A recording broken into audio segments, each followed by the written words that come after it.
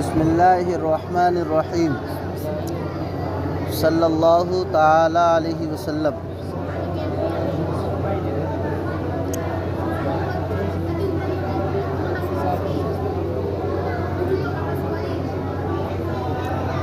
فصل لفظ دال بر معنی مطابقت بر دو قسم است۔ دلالت کرنے والا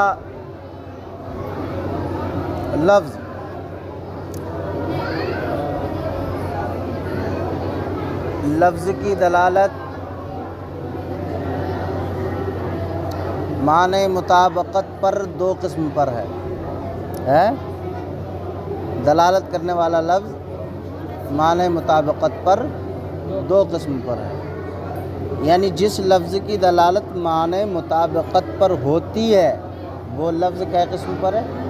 دو قسم، مفرد اور مرکب۔ مرکب آ باشد کے جزء لفظ و دلالت کند۔ مرکب وہ ہے کہ اس کے لفظ کا جز دلالت کرے بر جزء معنی مقصود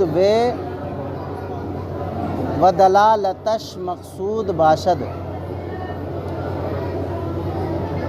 اس کے معنی مقصود کے جز پر، اس کے لفظ کا جز دلالت کرے اس کے معنی مقصود کے جز پر، اور اس کی دلالت مقصود ہو، اور اس کی دلالت یعنی مرکب وہ ہے کہ لفظ کا جز، مرکب کے لفظ کا جز دلالت کرے مرکب کے معنی مقصود کے جز پر، اور وہ دلالت مقصود بھی ہو۔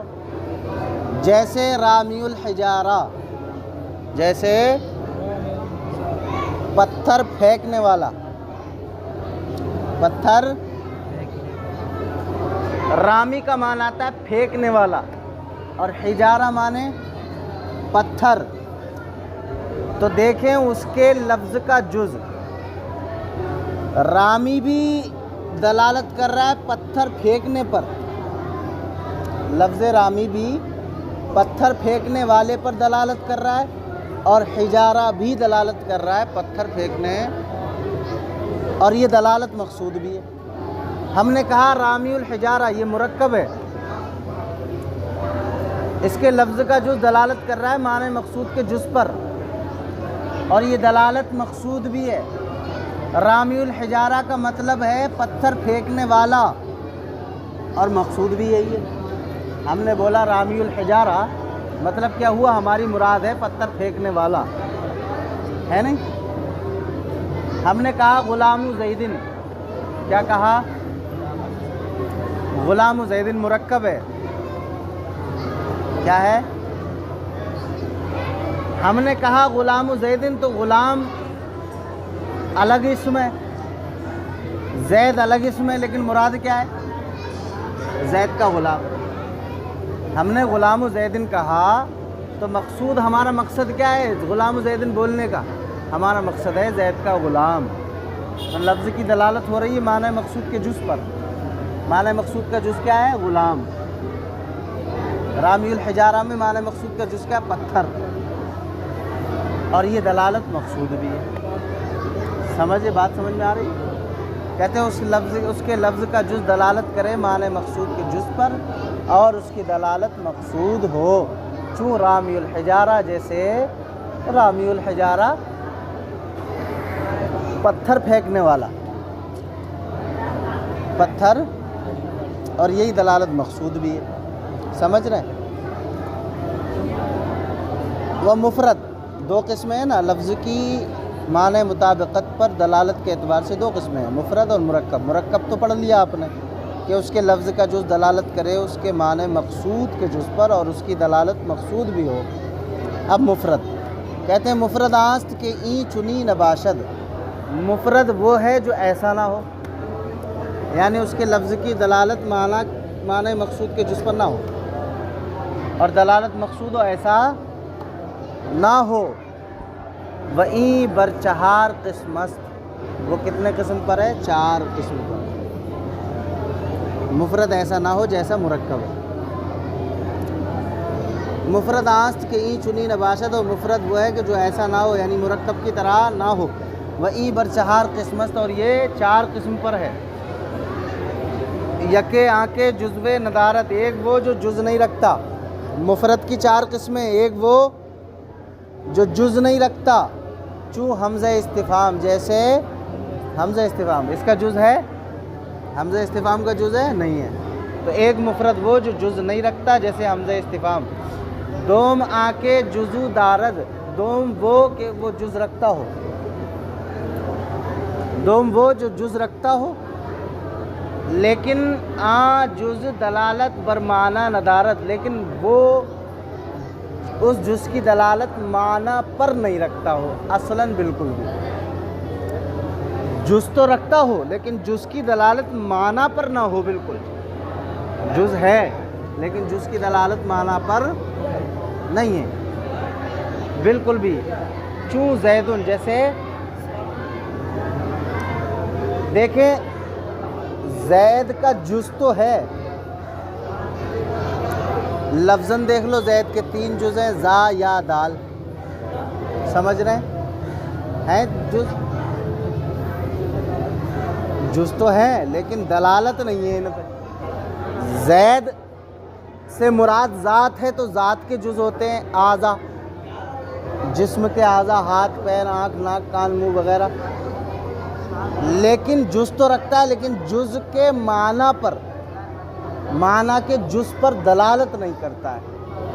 ہم بولیں گے زید تو سمجھ میں ذات آئے گی، اس کا ہاتھ یا پیر، اس کے اجزاء سمجھ میں، تو جز تو ہے لیکن جز کی دلالت معنی پر نہیں ہے بالکل بھی. جب جب ہم زید بولیں گے تو ذات زید سمجھ میں آئے گا. کہتے ہیں دوم آنکے جزو دارت، دوم وہ جو جز رکھتا ہے لیکن جز دلالت بر معنی بر جز معنی ندارت اصلاً، لیکن اس جز کی دلالت معنی پر بالکل بھی نہیں ہوتی ہے. چوں زید، جیسے زید. سوم آنکے جزو دارت، تیسرا وہ، تیسری قسم وہ جو جز رکھتا ہے، جز دلالت دارت، اور وہ جز دلالت بھی کرتا ہے بر معنی، معنی پر، لیکن بر جز معنی مقصود دلالت ندارت، لیکن معنی کے جز پر دلالت مقصود نہیں ہوتی ہے.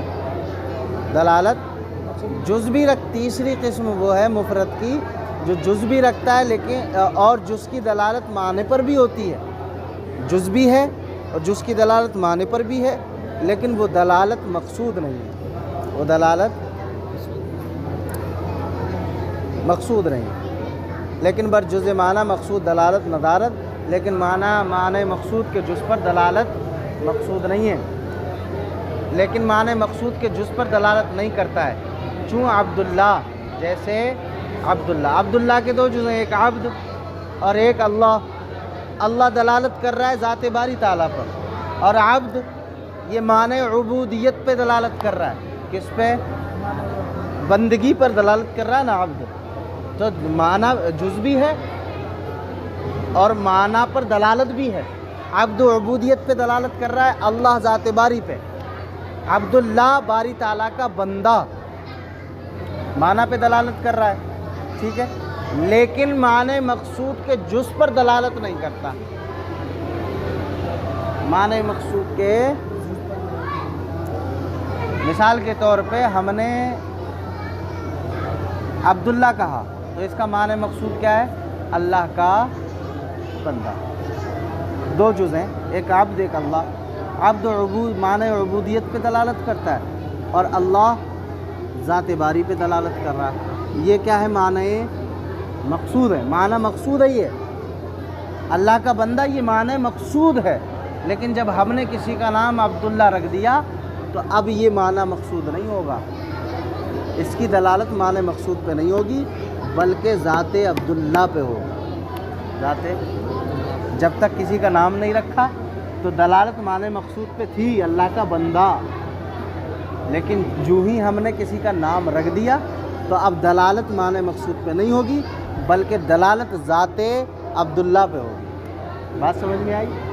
دیکھیں آگے کہتے ہیں سوم آکے جز دارد، تیسرا وہ جو جز رکھتا ہو، وہ جز دلالت دارد، اور وہ جز دلالت بھی رکھتا ہو بر معنی پر دلالت بھی کرتا ہو، لیکن بر جز معنی مقصود دلالت ندارت، لیکن معنی مقصود کے جز پر دلالت نہیں کرتا ہو، چوں عبداللہ، جیسے عبداللہ در حالت علمیت کی حالت میں، جب ہم نے اسے عالم بنا دیا تو اب یہ ذات عبداللہ پہ دلالت کرے گا، معنی مقصود کے جز پہ دلالت نہیں کرے گا۔ چہارم آ کے جزو دارت، چوتھا وہ کہ جو جز رکھتا ہو، جز دلالت دارت اور وہ جز دلالت بھی رکھتا ہو، بر جز معنی مقصود کے جز پر، لیکن دلالت مقصود نہ باشد، لیکن وہ دلالت مقصود نہ ہو۔ چوتھی قسم ہے کہ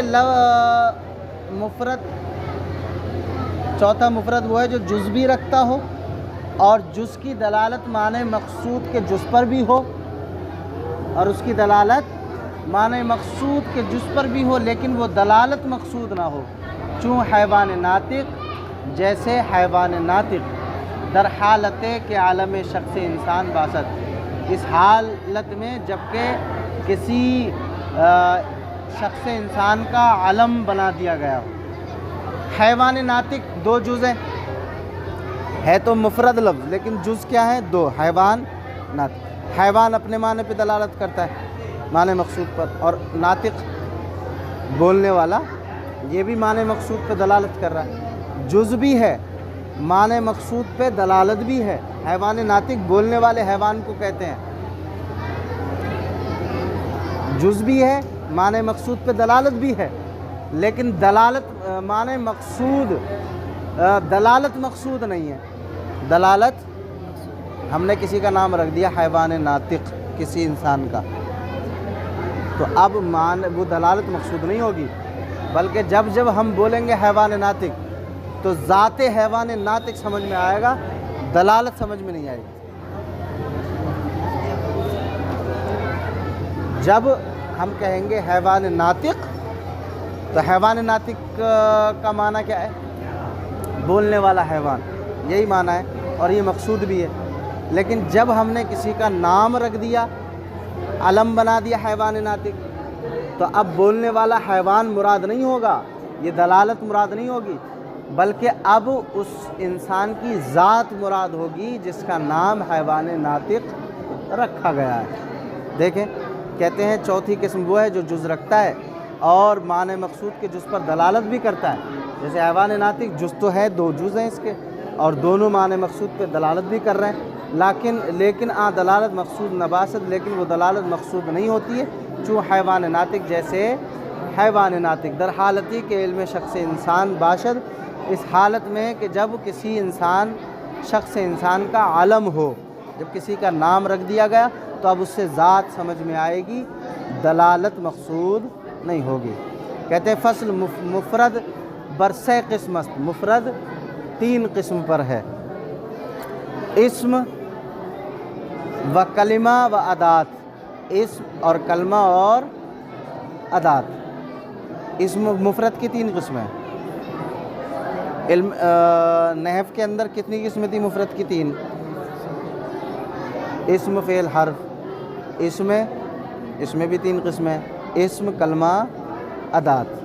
اسم کلمہ، دیکھیں جو اسم ہے وہ نحویوں کے نزدیک بھی اسم ہوتا ہے، جو کلمہ ہے وہ منطقیوں کے نزدیک کلمہ ہے، نحویوں کے نزدیک فعل ہے، اور جو ادات ہے منطقیوں کے نزدیک ادات کہتے ہیں اور نحویوں کے نزدیک حرف کہتے ہیں۔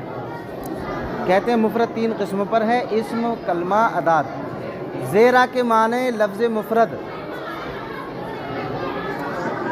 اب دلیل حصر بیان کر رہے ہیں، دلیل حصر بیان کر رہے ہیں۔ کہتے ہیں اس لیے کہ مفرد لفظ کا معنی اگر ناتمام بود، اگر ناتمام ہو، ناقص ہو، اگر لفظ مفرد کا معنی اگر ناتمام ہو، یعنی صلاحیت ندارت کے محکوم علیہ و محکوم بہی شود، یعنی محکوم علیہ اور محکوم بہی بننے کی صلاحیت نہیں رکھتا ہے، لفظ مفرد کا معنی اگر ناتمام ہو اور محکوم علیہ اور محکوم بہی بننے کی صلاحیت نہیں رکھتا ہو، کہتے ہیں آرا دری فن ادات خوانند، اس کو اس فن میں ادات کہتے ہیں، و در نحب حرف، اور نحب کے اندر اس کو حرف کہتے ہیں، جو نہ محکوم علیہ ہو نہ محکوم بہی ہو، وہ کیا ہے؟ جیسے من اور الا وغیرہ. سمجھ میں آ رہی بات؟ کہتے ہیں وہ اگر معنی وے تمام است، اور اگر لفظ مفرد کا معنی تمام ہو، پس خالی ازا نیست کے صلاحیت دارد کہ محکوم علیہ شود یا نہ. کہتے ہیں اگر معنی تمام ہو پس خالی نہیں ہے، پہلے اس بات سے خالی نہیں ہے کہ وہ صلاحیت رکھتا ہو محکوم علیہ کی یا نہیں رکھتا ہو. اگر وہ محکوم علیہ کی صلاحیت نہیں رکھتا ہے، وہ اگر ندارد، اگر صلاحیت نہ رکھتا ہو محکوم علیہ بننے کی، آرا کلمہ گویند، اس کو کلمہ کہتے ہیں. و در نحب، اور نحب کے اندر فعل کہتے ہیں. جو محکوم علیہ نہ بنے وہ فعل ہوتا ہے نا نحویوں کے نزدیک. فعل محکوم بھی بنتا ہے، محکوم علیہ یعنی ایسے کہہ لو مسند بھی بنتا ہے. مسند الیہ کہتے ہیں آرا کلمہ گویند، منطقیوں کے نزدیک اس کو کلمہ کہتے ہیں جو محکوم علیہ نہ بنے، اور نحویوں کے نزدیک فعل کہتے ہیں. کہتے ہیں وہ اگر صلاحیت دارد، اور اگر صلاحیت رکھے، آرا اسم خوانند، اس کو محکوم علیہ بننے کی اگر صلاحیت رکھے اس کو کیا کہتے ہیں؟ اسم. محکوم علیہ اسے کہتے ہیں جس پر حکم لگایا گیا ہو، جیسے ضربہ زید، یا یہ کہہ لو زید کاتب، زید کاتب ہے. تو اس مثال میں زید محکوم علیہ ہے. کیوں محکوم علیہ کسے کہتے ہیں؟ جس پر حکم لگایا گیا ہو. تو یہاں پر کتابت کا حکم لگایا جا رہا ہے زید پر کہ زید کاتب ہے، تو کتابت کا حکم لگ رہا ہے، تو زید کیا ہوا؟ محکوم علیہ ہوا. محکوم بہی اسے کہتے ہیں جس کا حکم لگایا گیا ہو، جس کا، جیسے ضربہ زید، زید نے مارا. تو اس مثال میں ضربہ کی نسبت زید کی طرف ہے، زید کی طرف ضربہ کا حکم لگایا جا رہا ہے نہیں؟ ضربہ زید، زید کی نسبت، ضربہ کی نسبت زید کی طرف ہے، یعنی زید نے مارا.